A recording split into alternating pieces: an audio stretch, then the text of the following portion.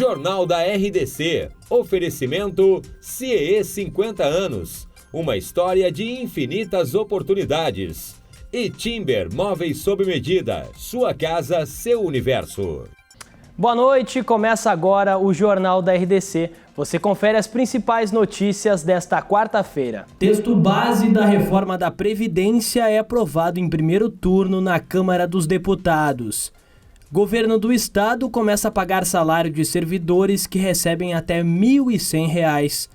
Mais um policial militar é morto em ação na capital. E mais a previsão do tempo. Fique conosco, o Rio Grande se conecta aqui.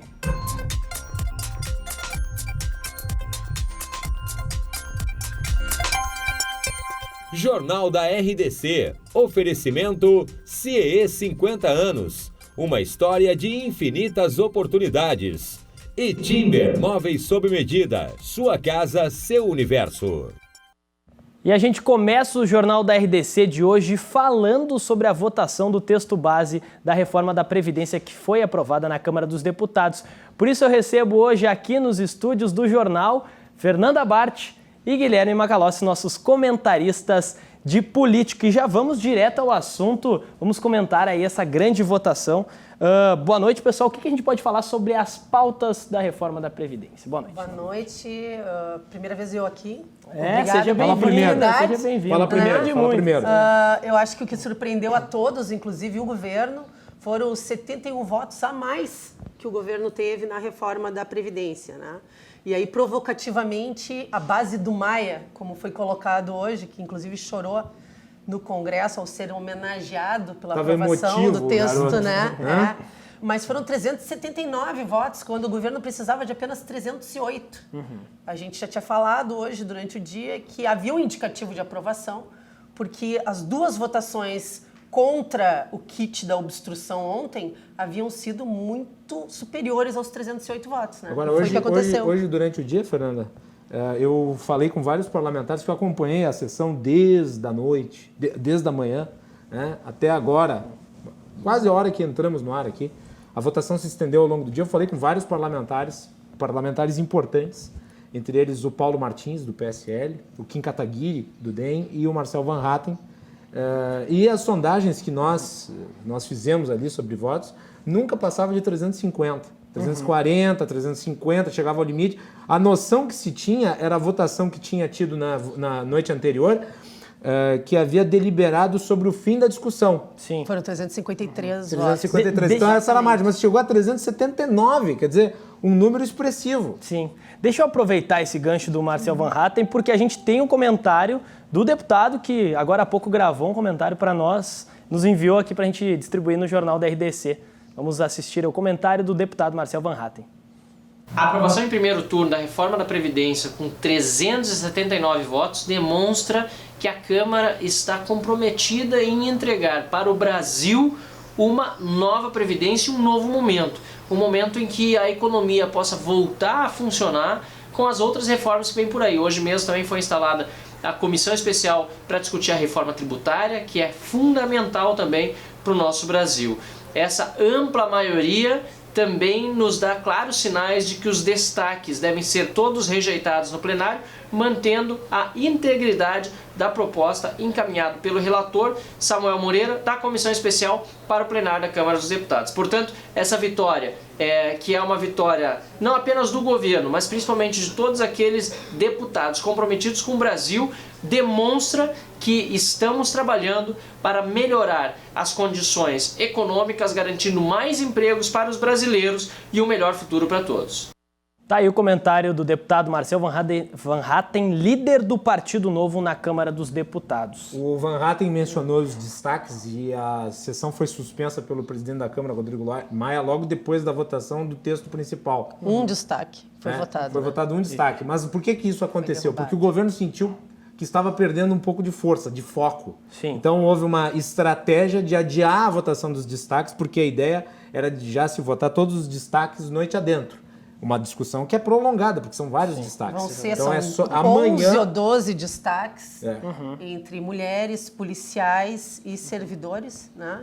E a gente pode esperar que esse debate comece amanhã às 9 da manhã e vai se estender durante o resto do dia. É a discussão mais longa, porque cada destaque tem o seu processo de votação e a oposição, obviamente, vai utilizar os seus instrumentos regimentais para tentar atrasar o máximo possível a aprovação. E os destaques têm uma importância muito grande, Daniel, e o público tem que se conscientizar disso. Por quê? Porque os destaques podem alterar o texto geral. Exatamente. Sim.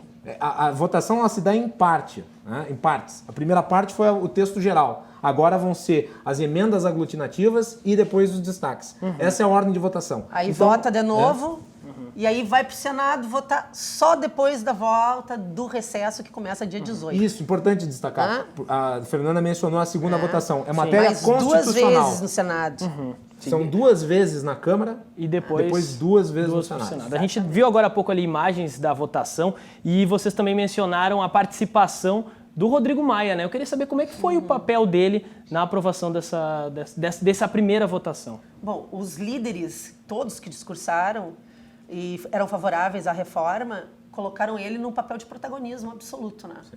Que a reforma não teria acontecido se não fosse o empenho do Rodrigo Maia nisso. E a gente tem que chamar atenção para o seguinte, a reforma foi aprovada com os votos de oposição, PSB deu 11 votos de apoio à reforma e o PDT, que o doutor Ciro Gomes ameaçou de expulsão todos aqueles que votassem contra, deu 8 votos favoráveis à reforma da Previdência. Agora, cabe saber o que vai acontecer com a Teremos repercussão, provavelmente. deputada Tabata Amaral e outras, né? Tabata Amaral, líder do PDT, deputada votada com uma quantidade expressiva de Do apoio Renova lá em São BR. Paulo. Ela se posicionou a favor da reforma da Previdência, foi ameaçada de expulsão e agora não resta saber se o Ciro Gomes vai ser cabra macho de realmente expulsá-la do partido. Exato. E daí o partido vai sair mal de qualquer jeito, porque perseguiu a deputada caso expulse. E se não expulsar, vão se mostrar É que blefadores. não vai poder expulsar só a deputada Tabata, É vai ter que terço mandar dos os 8 embora.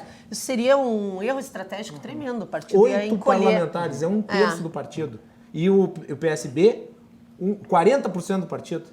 Quer dizer, a esquerda não está bem e ficou isolada, né? Eu ia perguntar Tem só como é que ficou votos. o posicionamento da esquerda após esse movimento do PSB e do PDT, né? PT e PSOL votaram 100% contra e a maior parte dos destaques que vão ser apreciados amanhã são por parte do PT.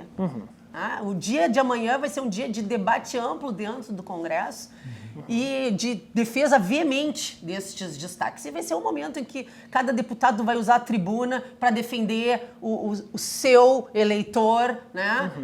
A corporação que está ali pedindo ajuda. Tem um destaque que conta com o apoio do presidente, que é o destaque do setor de Dos segurança policiais. pública. Esse destaque, na minha opinião, tem que ser derrubado junto, porque senão tu abre margem para que se possibilite que vários grupos recebam benefícios. Se vale para os seguranças. E vai valer para os professores, vai outros. valer para todo mundo também, né?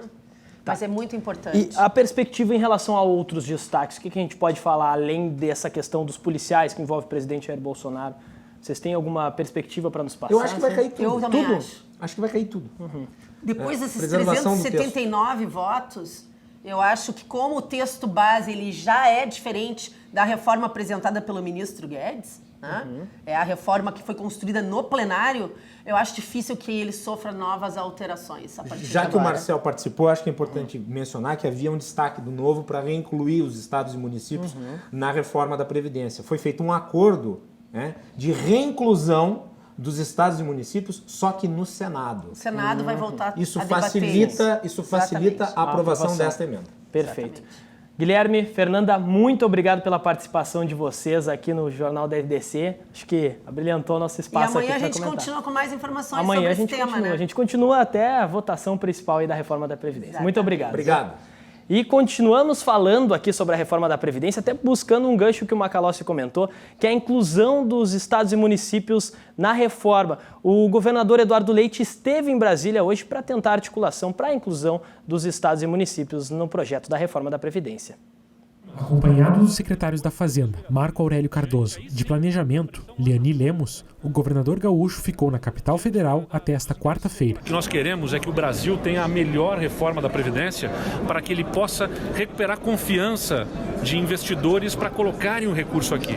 E você tem meia recuperação de confiança se você faz uma reforma que resolve a União, mas deixa estados e municípios à deriva, que depois, uma vez que quebrarem, vão recorrer à União para solucionarem os seus problemas fiscais. Ou seja, a União continuará refém de estados e municípios em dificuldade, sendo o seu orçamento pressionado. Eduardo Leite conversou com deputados federais e se reuniu com o presidente da Câmara, Rodrigo Maia, e o senador Tasso Gereissati, que será o relator da reforma da Previdência no Senado. Aqui, o único argumento para não incluir estados e municípios é político, exclusivamente político, de enfrentamento de questões eleitorais locais. Não há nenhum argumento técnico que sustente essa proposta de estados e municípios estarem fora. Vejam, nós vamos ter que depois ter mais de 2.000 votações em câmaras de vereadores. Municípios que muitas vezes não têm estrutura técnica suficiente e robusta para organizarem as suas próprias reformas. Se não prosperar aqui na Câmara de Deputados, vamos buscar o Senado. Já estou em contato também com senadores para que o Senado possa, eventualmente, se aqui na Câmara não prosperar, cumprir este papel e assim podemos ter a melhor reforma da Previdência no Brasil. Também nesta quarta-feira, o governo do estado pagou o salário de servidores que recebem até R$ 1.100. Com este grupo, o Estado quita a folha de 13,8% do funcionalismo, o que representa mais de 47 mil vínculos de servidores. Segundo o calendário divulgado, as próximas faixas salariais devem ser pagas na quinta e na sexta-feira. A expectativa do governo é de que os salários de até R$ 4.000 líquidos sejam quitados até o dia 15 de julho. O Jornal da RDC faz um rápido intervalo e na volta você vai ver. Policial militar é morto em confronto na zona sul de Porto Alegre. Nós já voltamos.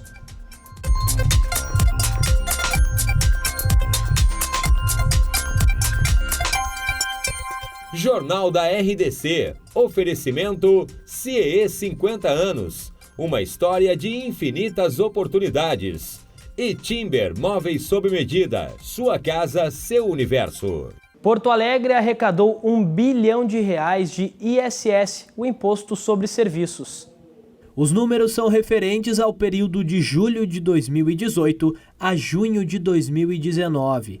A arrecadação per capita da cidade foi de cerca de R$ 669, atrás apenas de São Paulo e Rio de Janeiro. Segundo os auditores da Receita Municipal, a marca é resultado de iniciativas que vêm sendo tomadas nos últimos 3 anos.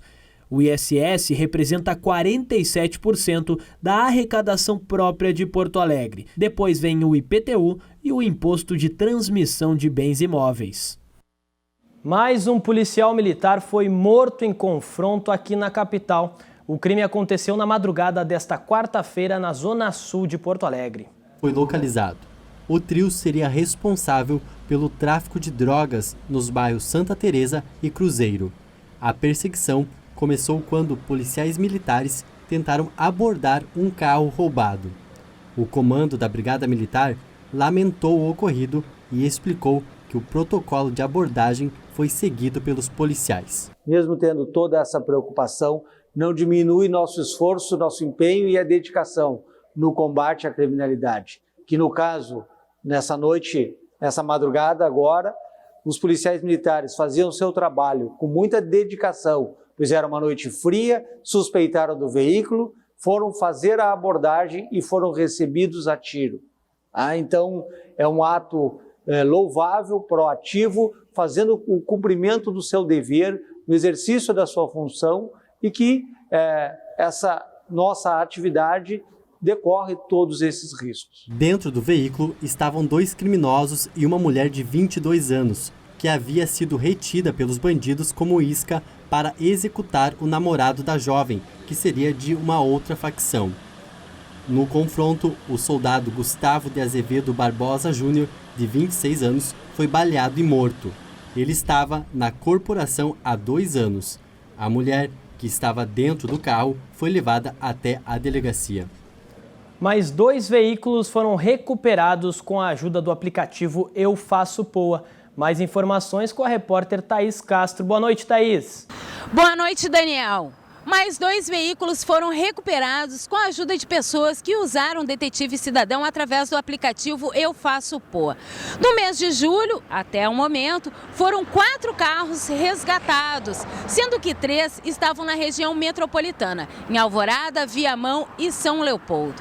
A campanha Eu Faço Poa foi intensificada no mês de junho e até o presente momento 10 carros já foram resgatados. No mês de julho foram 326 alertas notificados, sendo que 32 ocorrências de furto e roubo confirmadas. O aplicativo Eu Faço Poa está disponível nas plataformas iOS e Android. E a gente segue direto do estúdio contigo, Daniel.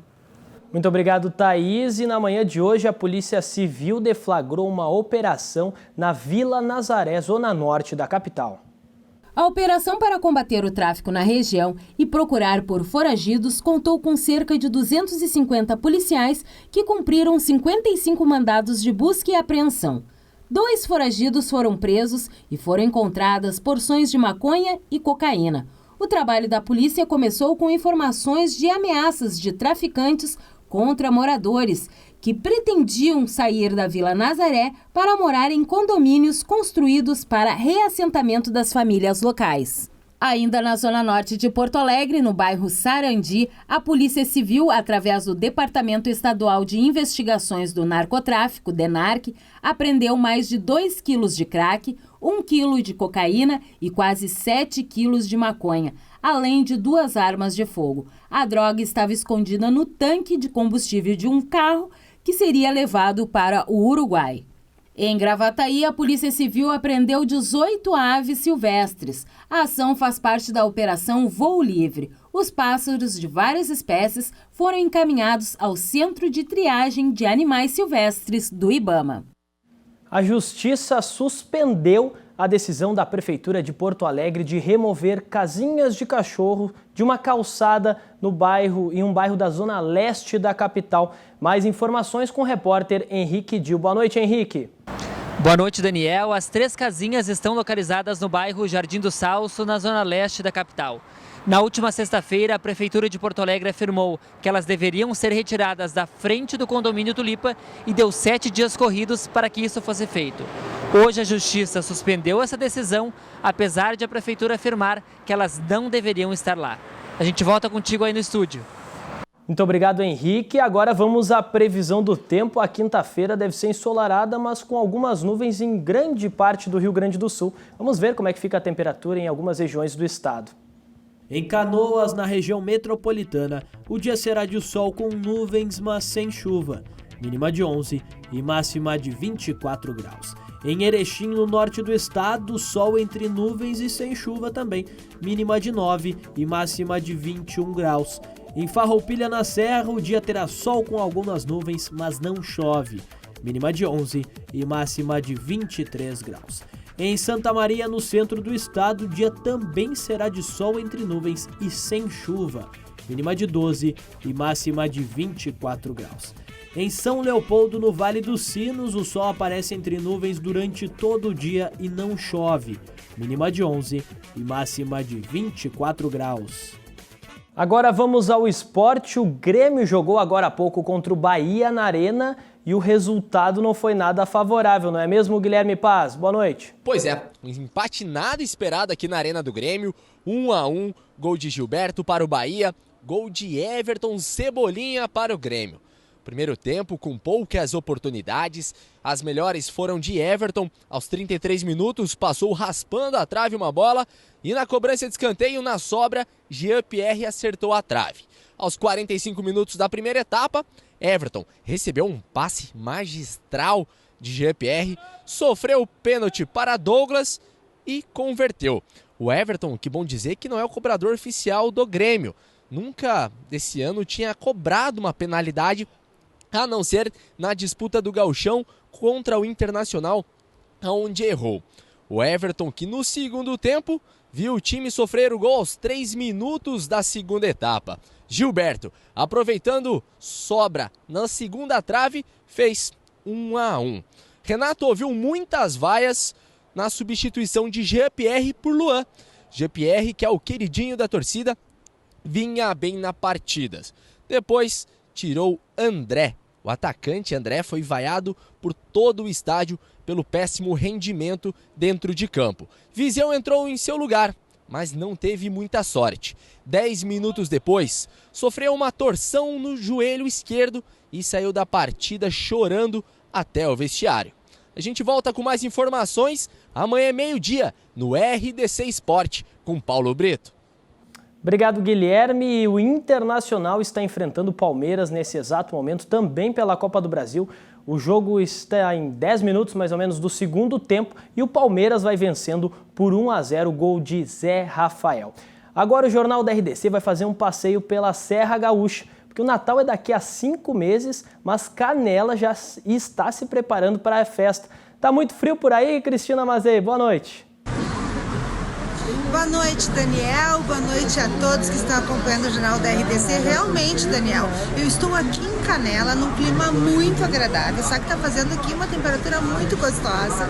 Estou acompanhando a edição de lançamento do 32º Sonho de Natal aqui de Canela, com uma vasta programação. Vai ter muita atração, tem uma variedade enorme também de shows, eventos. Olha, Daniel, eu quero te dizer o seguinte, olha, o convite é tentador para você vir até Canela, mas eu vou conversar daqui um pouquinho com o prefeito, vou conversar com o secretário de turismo, trazer todas as novidades para esta edição do Sonho de Natal, e amanhã você confere tudo aqui no Jornal da RDC. Obrigada, Daniel, boa noite, eu me despeço aqui da Serra Gaúcha, aqui de Canela. Amanhã a gente tem mais atrações para você. Muito obrigado, Cris, e com isso o Jornal da RDC fica por aqui. A seguir você fica com o Cruzando as Conversas. Uma boa noite e até amanhã.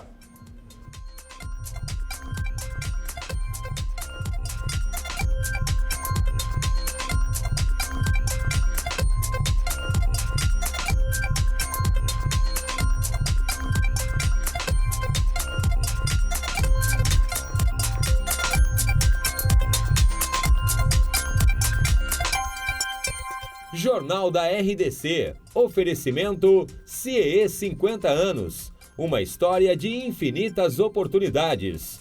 E Timber Móveis sob medida. Sua casa, seu universo.